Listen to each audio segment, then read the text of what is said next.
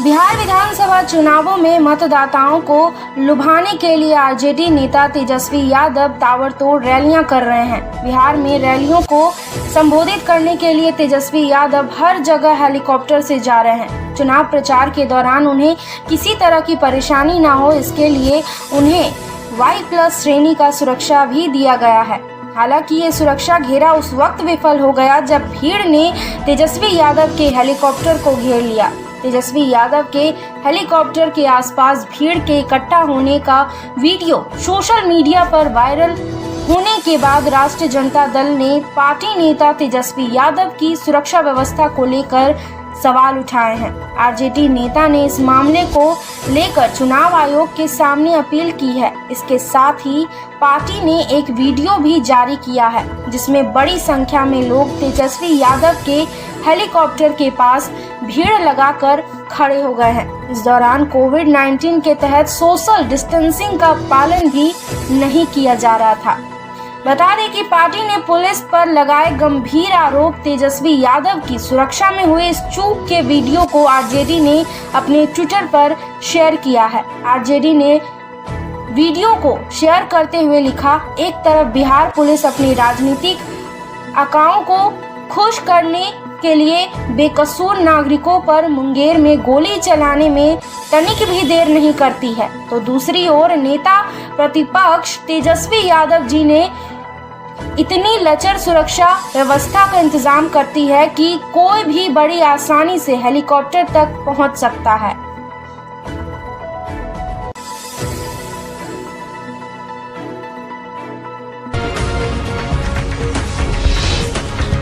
हर वर्ग के पुरोहितों को भत्ते के रूप में बंगाल सरकार 1000 रुपए करके हर महीने देगी।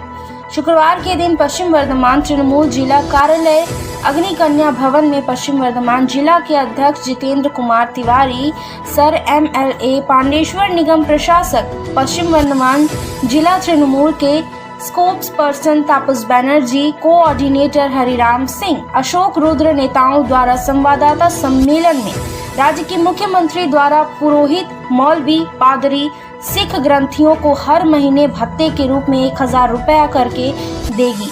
उससे पहले इन लोगों को फॉर्म भर के देना होगा। स्वीकृति मिलने से उनको यह भत्ते के हकदार होंगे, ऐसा ही प्रेस वार्ता के दौरान कहा गया है। पश्चिम वर्धमान जिला के अध्यक्ष जितेंद्र कुमार तिवारी एवं नगर निगम प्रशासक ने कहा कि यह दूसरा चरण है रविंद्र पुरोहित वर्ग के कार्यक्रम में और नाम आए थे। अब तक कुल जिले में 2633 लाभ भावनाओं को यह भत्ता स्वीकृति मिली है। इसके अलावा विभिन्न धर्मों के जो पुरोहित, उन्होंने दीदी से निवेदन किया था कि उनकी अवस्था थोड़ी सोचनी है, उनको भी सहायता की, तो उनके लिए पुरोहित भत्ता आरम्भ किया और हमारे जिले में 685 लोगों को फर्स्ट करके पुरोहित भत्ता मिलना शुरू हो गया। उसके बाद जिले में हम लोगों ने पुरोहित कॉन्फ्रेंस किया था और वहाँ पर बहुत से लोगों ने अप्लाई किया था और उनका भी अप्रूवल हो गया है और 1445 नए लोगों को ये पुरोहित भत्ता शुरू हो रहा है इस महीने। इसके अलावा 503 आदिवासी जो लोग पूजा करते हैं उनको लिए भी पुरोहित भत्ता का काम शुरू हुआ है और आने वाले दिनों में इस जिले में बहुत जल्दी 3633 लोगों को पुरोहित भत्ता दिया जाएगा। ये इन्फॉर्मेशन आपसे शेयर करने के लिए हम लोगों ने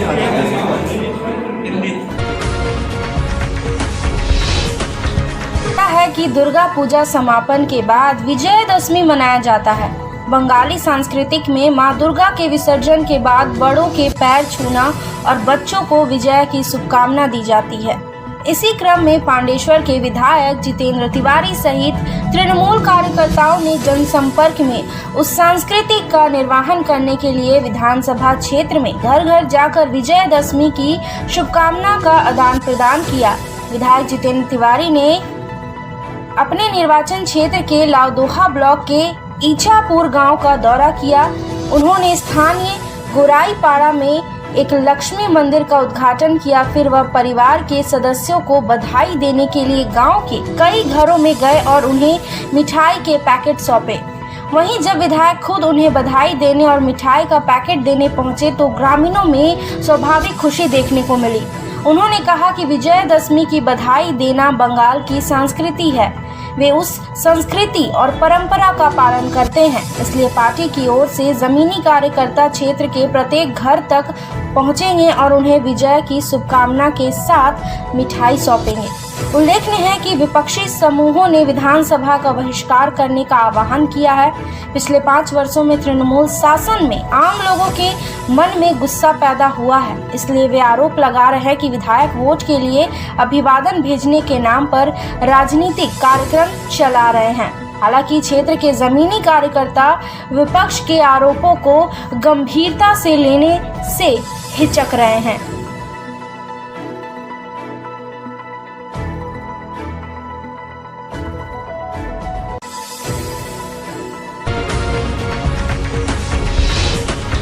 सेना प्रमुख जनरल कमर जावेद बाजवा सहित देश के शीर्ष नेताओं की मौजूदगी में एक बैठक के दौरान उस समय पैर कांप रहे थे और माथे पर पसीने की बूंदें झलक रही थी जब विदेश मंत्री शाह मोहम्मद कुरैशी ने भारतीय वायुसेना के विंग कमांडर अभिनंदन वर्धमान को छोड़ने की गुहार लगाते हुए कहा था कि यदि उसे रिहा नहीं किया गया तो भारत पाकिस्तान पर हमला कर देगा।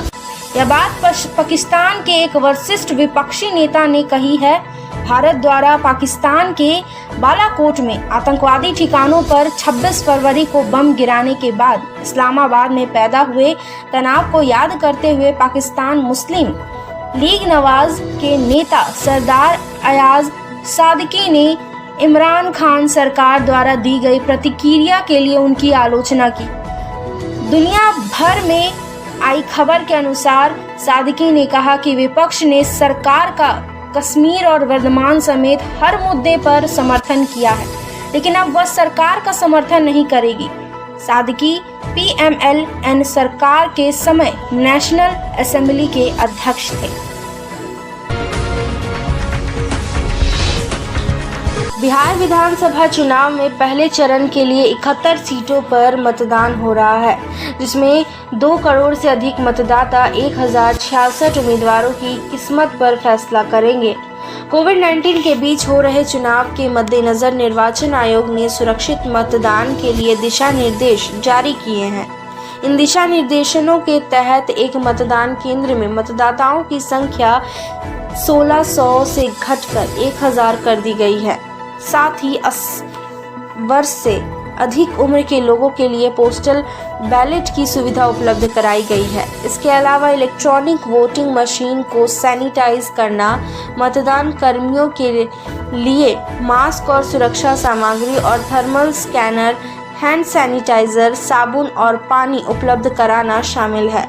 निर्वाचन आयोग से प्राप्त जानकारी के अनुसार पहले चरण में 2.14 करोड़ मतदाता अपने मताधिकार का प्रयोग करेंगे।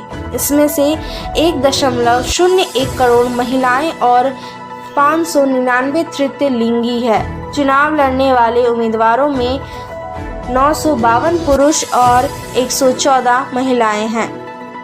गया शहर सीट पर सबसे अधिक 27 उम्मीदवार मैदान में हैं, जबकि बांका जिले की कटोरिया सीट पर सबसे कम 5 उम्मीदवार हैं। पहले चरण की 71 सीटों पर हो रहे चुनाव में मुख्यमंत्री नीतीश कुमार की जदयू 71 में से 35 सीटों पर चुनाव लड़ रही है, जबकि उनकी सहयोगी भाजपा 29 सीटों पर चुनाव समर में है।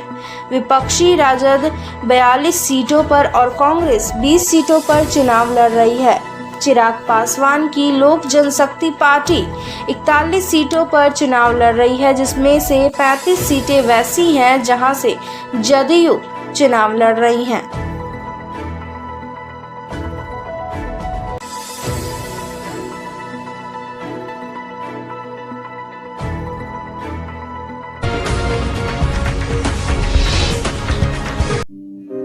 मुझे पढ़ना बहुत अच्छा लगता है, पर गांव में कोई स्कूल ही नहीं है।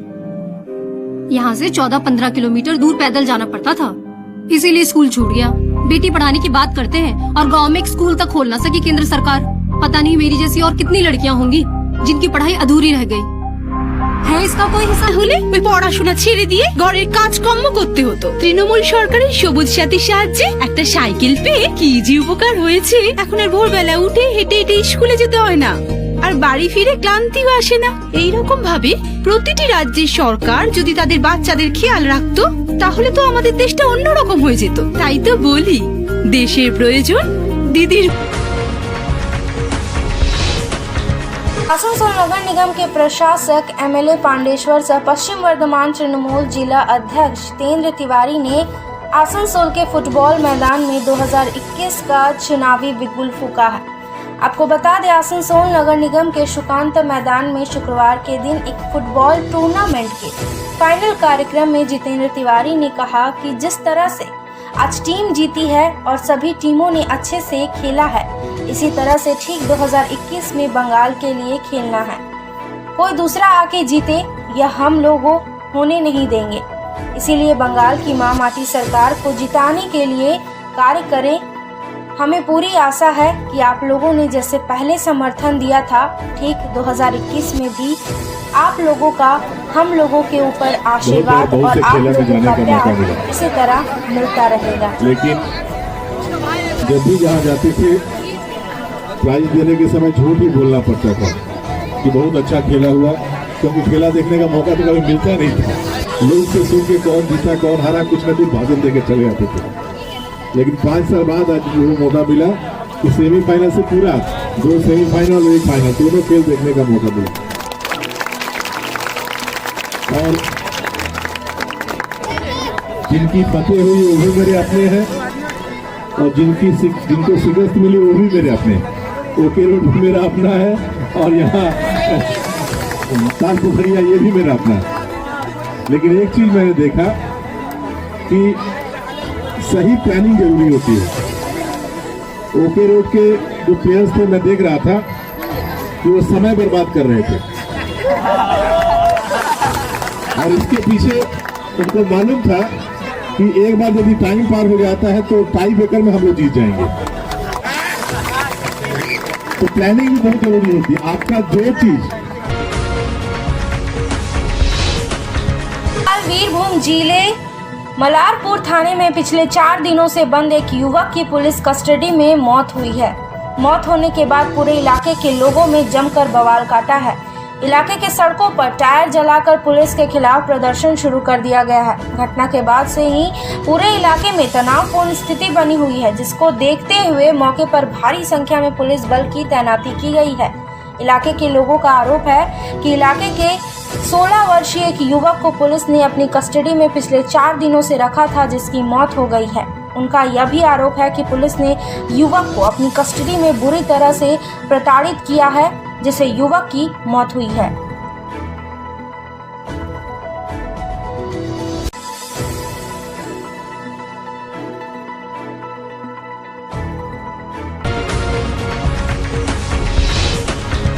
मूल वॉइस ओवर।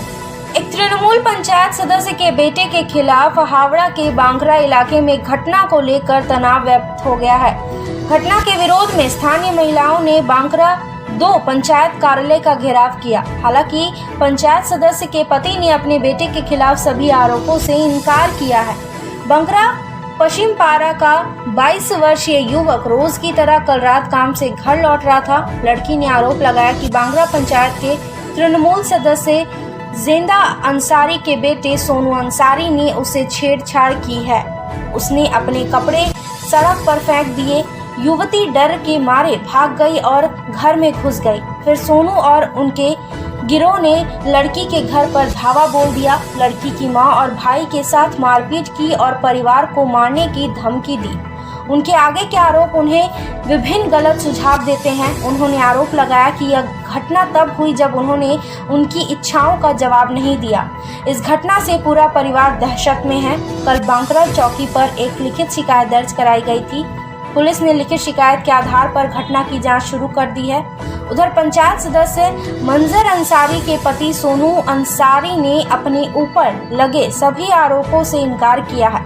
उसका दावा है कि लड़की झूठ बोल रही है और अपने बेटे को डांडस बंधा रही है। उन्होंने आगे भी यह दावा किया कि सत्ताधारी दल का सदस्य होने के बाद भी वे पुलिस का किसी भी तरह से इस्तेमाल नहीं करते हैं।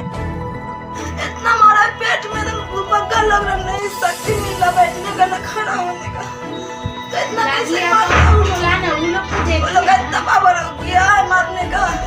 आदमी को टीएमसी पार्टी करता है, इसका मतलब क्या कि आदमी को जान मार के छोड़ दे, गाड़ी बाइबल सब तलवार सब निकाल लेता है, लोग सब में थाना पुलिस सब उसी का है। बोला 500 रुपया किनेंगे पॉकेट में रखेगा चला जाएगा, 50 रुपया फेंकेंगे चला जाएगा।